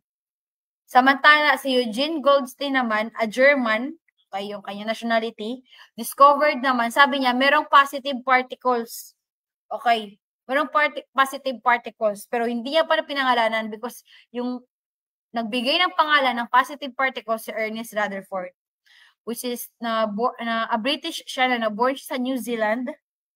He discovered protons and nucleus in the year 1911. So, kumbaga siya yung nauna. Sabi niya merong positive, di ba dito negative na ito na particles, electrons, pero after a year, sabi niya, if merong negative, sabi ni Goldstein, sabi niya, if merong negative na charge, which is the electron, meron ding positive, okay, yung particles, merong positively charged particles, sabi niya. So, after few years, ito na si Rutherford. So, sabi niya, tawag dyan, proton. So, na-discover niya din yung nucleus. So, si James Chadwick, an English naman physicist or English scientist, he discovered the neutron in 1932. Meaning, mas nauna yung electron. Okay? Next, ito at last sa neutron. Okay. Nako, bakit hindi mo makita dyan? Okay, next. 39. Which polymer is commonly used in making plastic bottles? Sino dito? Wait lang, tapusin muna natin. Excited ako eh. Nylon, polyethylene, terephthalate, polystyrene, or polyvinyl chloride. Okay. Ito, meron akong plastic bottle dito. So, better talaga yung ginawa ng Nature Spring, no? Kasi before matatapon agad yung plastic bottles, yung cup na ito. So, right now, hindi na siya kasi, ano yung ginawa niya? Twist, flip, lock. So, perfect talaga. Perfect yung gumawa. So, anong tawag dito? So, I remember, few months ago, dito sa amin, pinakolect lahat ng mga PET cups na nanggaling sa plastic bottles. Ganun yun. This is a polymer. Ito. So, yung 02, mga PET yan. May number kasi yan. Yung 01, 02, 03, may number yan. Pero dito nakalagay 02. Okay. Which means PET siya. Kumbaga, yung nagamit dyan na polymer or PET. Okay, and making plastic bottles. So, ganun po yun. PET. Meron ka makikita minsan na PET. Ay, mga meaning yan. So, 40. A device that converts solar energy directly into electricity is called, baka magkakamali ka pa dito, naku po, solar heater, solar reflector, solar panel, or solar oven. Okay. This is a device, converts solar energy, okay. Light energy coming from the sun, mag-direct siya, mag-change siya into electrical energy or sa electricity. Okay, this is called as, ano yung sagot nyo? Okay, ano yung sagot nyo dito? Check ko, hindi pa makita. Okay, tama. This is solar panel. Photovoltaic cell, gano'n yun. So, ito yung solar panel. So, photons, di ba, we have here photons. Photons is the discrete unit of light. Photons coming from the sun. So, mag-undergo yan ang process hanggang sa yung inside of it, meron yung electron flow, mag-flow yun, then may merong mga hole. Are you familiar with the photoelectric effect ni Einstein? So, parang gano'n na yung process. Part dito, meron ditong electron, pero iba yung process niya, nagfo-flow siya, not nag-emit. Parang gano'n yan. Pero, yung mga kumbaga, meron yung mga ingredients ba, nandyan. You have the photons, you have the electrons, so gano'n yan. So, hanggang sa mag-change siya dito sa light bulb, o lalabas na yung electricity. O baka lalabas sa board exam. If ever lang. Dito po sa amin, okay, yung location ko po right now is sa Cadiz City, Negros Occidental. So, yung dito po sa amin, sa barangay po, hindi dito sa amin sa specific na barangay, but sa Tinampaan, that is a barangay here in Cadiz. Dito po sa Cadiz City, Negros Occidental, kami po yung may pinaka malawak na solar panel. Okay? Dito po yung pinakamalawak talaga, sobrang lawak talaga. Ilang hektarya yung sa Philippines at sa Southeast Asia. Okay, dito po yung sa lugar namin. Baka lalabas, minsan lumalabas yung probably. Trivia kasi yan, baka lalabas. Sige. Kasi I remember, sinasabi din yan ni Sir Melvin before. So, friends kami ni Sir Melvin. Sige. 41. What is the acceleration due to gravity on Earth's surface? 9.8 meter per second squared. Okay, 6.7 meter per second squared, 3.0 meter per second squared, or 12.5 meter per second squared. So, it is because of Galileo Galilei. So, the acceleration due to gravity, this is constant. Kahit saan ka magpunta, okay, constant ito. Acceleration due to gravity on Earth's surface, it is 9.8 meter per second squared. So, I remember, I'll tell you quick story lamang. Okay, so long time ago, si Galileo Galilei, di ba, nag-try siya. Trinay niya, pumunta siya sa Leaning Tower of Pisa. So, nag-try niya na yung isa light or mas lighter na object, yung isa naman mas mabigat na object. So, nag-try siya. Inulog niya. So, doon na part, dapat, according sa kanyang ginawa, same lamang yung pag-ano niya sa pag-drop nila, same lamang yung bilis and all pag-drop nila sa Earth's surface. So, doon niya na-identify, it's because of the gravity of the Earth. Ganon yon. But, dapat absent dapat yung mga, yung wind and all. So, dapat normal lang. So, according to him, hindi siya nakafocus sa kung mabigat man or sa lighter man, sa pagkabigatan niya, but sa gravity of the Earth. Okay, 9.8 meter per second. 42. Which branch of science deals with the study of fungi? Basic, pero lumalabas sa board exam. Etiology, bacteriology, mycology, paleontology. Study of fungi, that is letter o power of C. That is mycology. Yung letter A, etiology, study of fish. Okay. So, bacteriology, of course, bacteria. Paleontology, mga ancient fossils. Yung mga remains ba? Ng old or mga ancient na mga animals, mga plants, so paleontology yun. 43. Which element has the highest melting point? Tungsten, carbon, iron, titanium. Okay.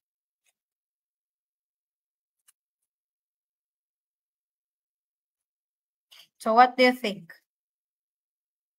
What do you think? Sige. Nag-add si ma'am, ay Algae Psychology. 43. Highest melting point, that is letter, yung W. Yung W. Familiar kayo sa W? That is tungsten. Okay. A, W yung kanyang yung sa carbon, letter C, yung sa iron, Fe, yung titanium din po, Ti. So, next, we have here, ito, what metal has the highest melting point? That is tungsten. Highest melting point, ito, 3,422 degrees Celsius or 6,192 degree Fahrenheit. So, ito yung tungsten. So, the metals above and around the tungsten was also extremely high melting points. Ito po, yung mga niobium, molybdenum, ito po sila, yung mga orange, yellow na color kasi orange yung tungsten, high din yung kanilang melting points. But the highest melting points is the tungsten. Okay? So, next, 44. What is the most common mineral in Earth's crust? Feldspar, quartz, mica, or calcite? Pinaka-common or anywhere. To the point na makikita mo siya sa Encantadia. Joke lang. Kasi, sige, ito po ay yung most common mineral in Earth's crust. This is feldspar. Bakit natawa ako? Kasi pag search ko ng Encantadia talaga. Kasi parang nakita ko siya sa anonymity na. Ito yung mukha ng, ito yung mukha ng feldspar. Nakita ko kasi ito pa, sabi ko, nasa Encantadia ito. So, most common mineral on Earth, feldspar. Tandaan nyo yan, ha? Sige. 45. The first genetically modified crop approved for sale was the Flavor Saver tomato. Engineered to improve what? Sikat yung Flavor Saver tomato. Pero, yung tanong, baka ito yung tanong sa inyo kasi yung iba, common na siya, Flavor Saver tomato, GMA yun for agriculture. But how about if itanong siya mas deeper? So, ano yung reason? For pest resistance ba? For shell life? For vitamin A content? For drought tolerance? Bakit goods na siya for sale sa market? Yung genetically modified crop, GMO, yung Flavor Saver tomato. By the way, lumalabas sa select, but yung sa choices minsan, ginagamit nila. It's either for agriculture, sasabi nila, Flavor Saver tomato is a GMO, mga ganun. But ano yung reason? Ano yung reason? Ano yung mas in-improve nila? Okay, check ko muna yung sagot nyo. Okay, so. Perfect. para hindi madaling malata. Okay, that is letter B, shelf life. O, ito po, tandaan nyo everyone.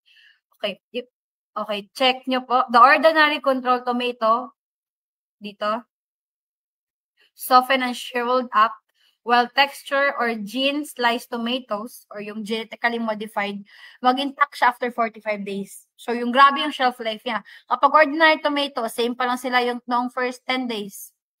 Okay, imagine that kapag yung mga tomato pala sa ating sa market dito sa amin, especially kapag hindi genetically modified yung tomato. Ito yung kapag 10 days or 10 to 15 days, mga ganun. So, ito pa yung pagmumukha niya. Malalaman mo talaga na rotten na siya or matagal na siya after 20 days. Kapag ordinary ba, ganito na siya. Pero kapag GMO, ganyan pa rin yung pagmumukha niya. Kapag ordinary 45 days, wala na talaga. Pero ito, pwede pa. Okay, ganun po. Makalalabas sa letter B. Perfect talaga kayo, perfect. Kaya proud na proud ako sa inyo eh. Sige, goods. Mo, 46.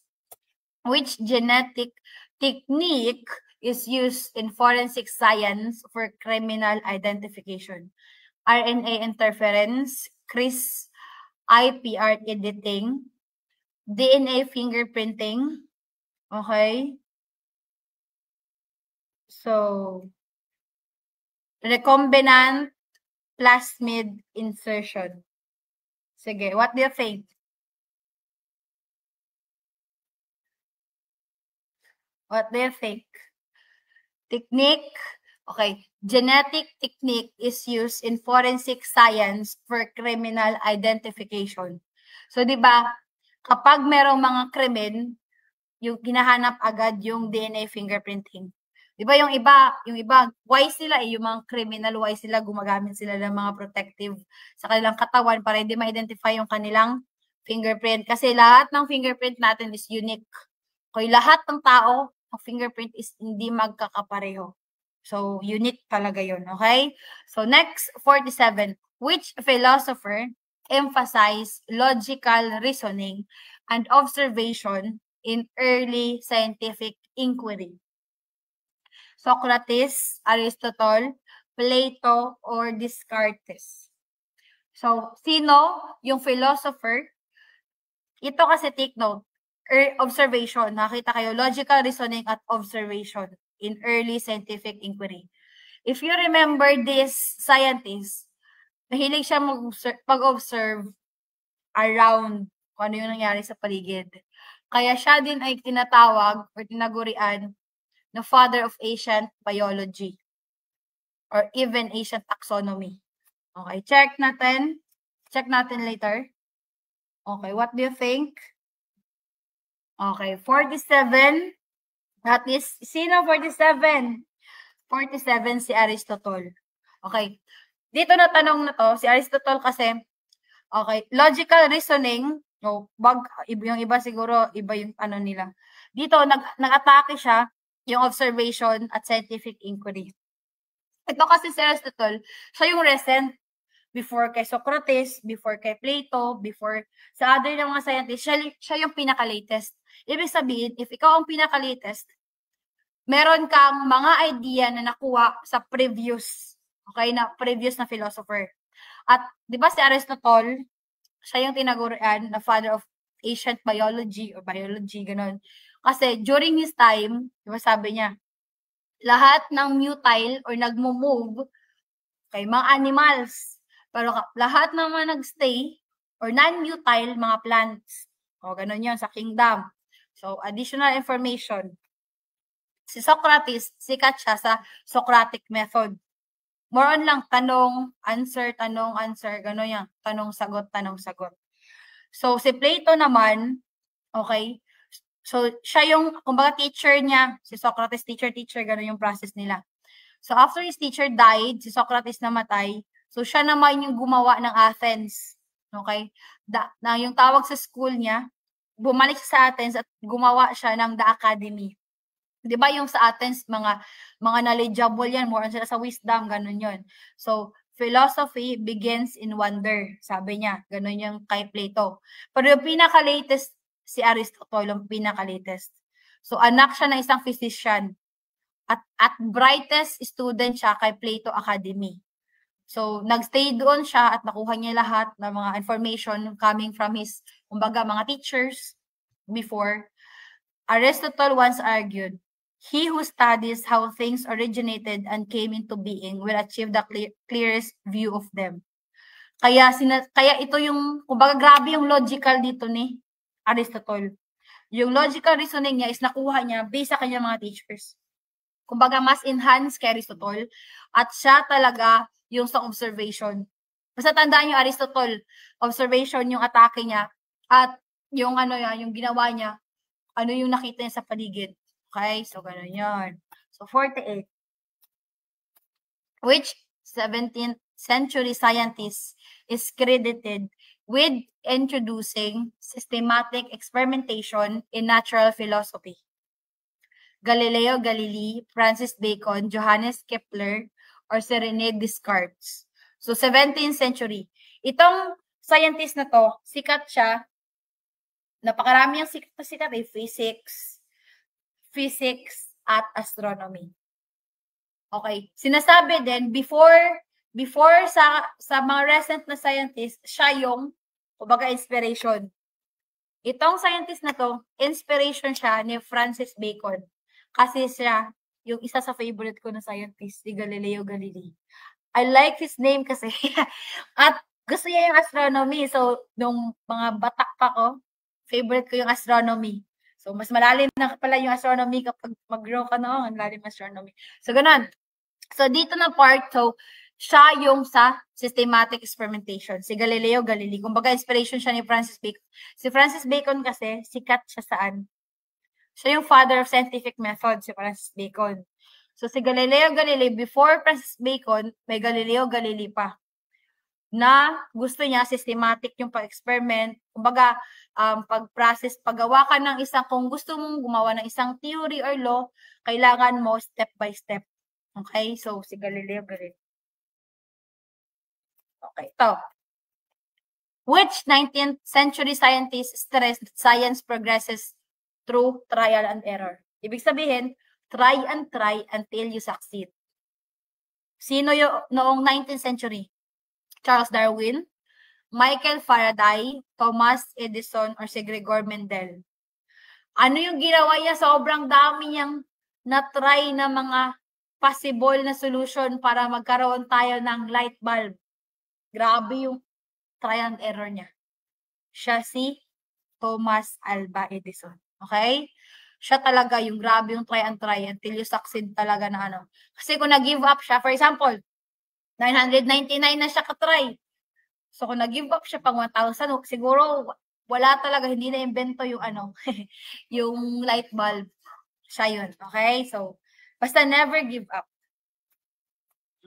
Sabi niya, none of my inventions came by accident.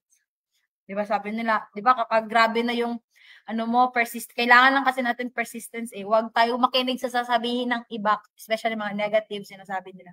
So I see a worthwhile need to be met. And I make trial after trial until it comes. So grabe yung trial niya, grabe siya, never give up, no? Sana ganun yung mindset nating lahat. What it boils down to is the 1% inspiration and the 99% perspiration. So, meron siyang hope na 1%, pero kapag hindi ka nag-effort, kapag wala yung 99% na effort, perspiration, of course, lalabas sweat and all, ganun. So, 0 talaga. So, that is, sabi niya, try and try. Never give up. Oh, sana kayo din. Sana tayong lahat. Last number. Yung mga in-insert ko dito, pwede siyang papasok sa Prof. Ed dito at pwede din sa Gen Ed.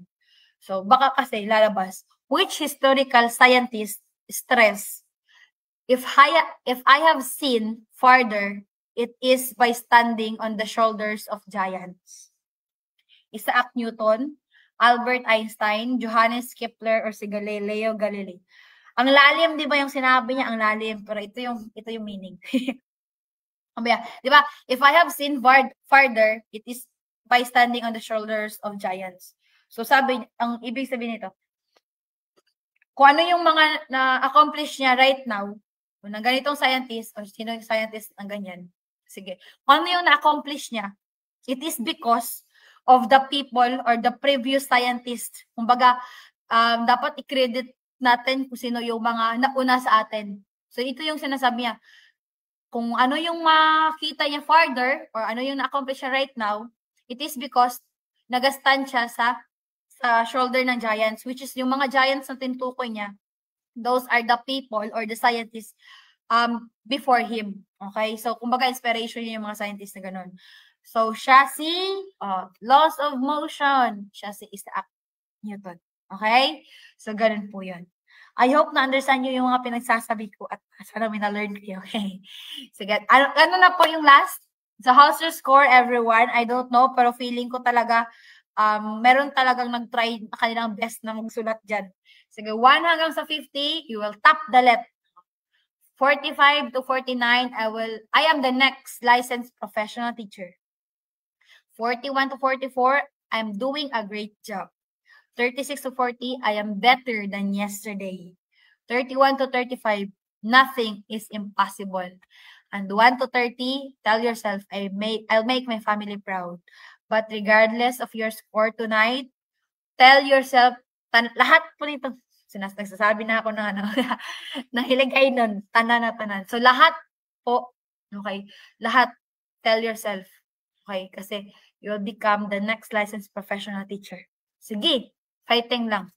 Ito, before ako again and again, baka gusto mo pong mag-avail, you can message me or message Ma'am Reg after this. Huwag mo lang hintayin yung September 10 na mag-close na kami at baga mag-stress ka na dyan sa sarili mo. So, better.